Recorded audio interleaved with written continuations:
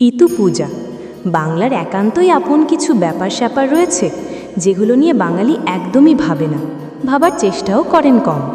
ব্রতকথন তার মধ্যে অন্যতম।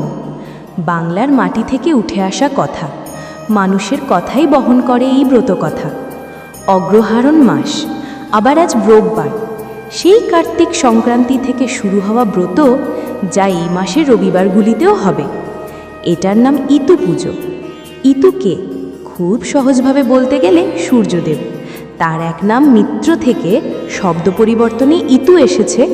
আবার গ্রাম বাংলার লোক একে ইতুলক্ষ্মী বলে দেবী বানিয়ে দিয়েছে। তো এই ব্রত আছে যখন, ব্রতকথা তো থাকবেই। সে বিশাল বড় ব্রতকথা। সহজে বলি, অনেক আগে এক ব্রাহ্মণ ছিলেন, তার স্ত্রী ও দুই কন্যা ছিল, যাদের নাম ছিল উম্ন ঝুম্ন।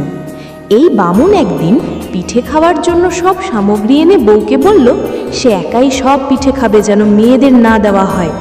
যাতে বউ চালাকি না করে তার জন্য চৌকাঠে বসে দড়ির গিঁটে পিঠে তৈরির আওয়াজ শুনে শুনে হিসেব রাখতে থাকে।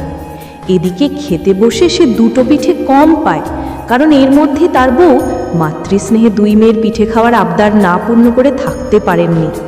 রাগে ওই বামুন মেয়ে দুটিকে নিয়ে জঙ্গলে ছেড়ে এলো। সেখানে তারা কয়েকজন দেবকন্যাকে ইতুব্রত পালন করতে দেখে নিজেরাও করে। তারপর বাড়ি ফেরার পথে একটি সোনার মাথা তারা পায়। ঘরে এসে সব জানাতেই তাদের মা শুরু করলো ইতু পুজো। আর গরিব ব্রাহ্মণ হয়ে গেল ধনবান।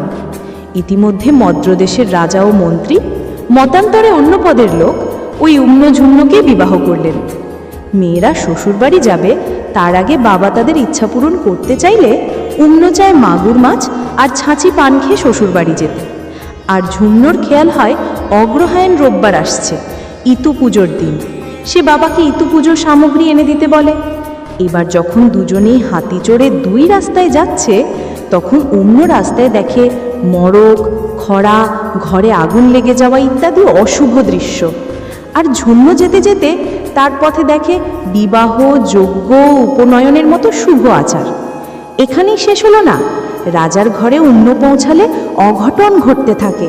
তার স্পর্শে সোনার জিনিস লোহা হয়ে যায়, আর মন্ত্রীর ঘরে ঝুম্ন পৌঁছালে এর বিপরীত জিনিস ঘটতে থাকে। রাজা উম্নকে তাড়িয়ে দিলে ঝুম্ন তাকে নিজের কাছে নিয়ে এসে ইতু পুজো করতে বলে।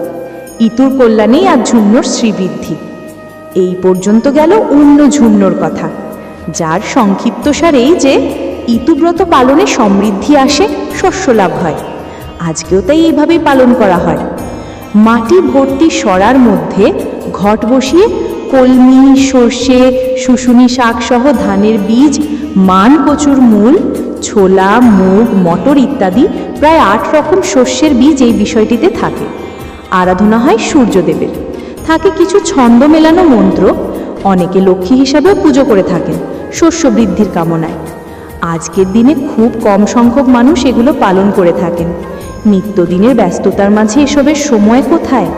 তবু কয়েকজনে যারা পালন করছি তারা ছড়িয়ে দিই কথা, যাতে এই প্রথাগুলো হারিয়ে না যায়।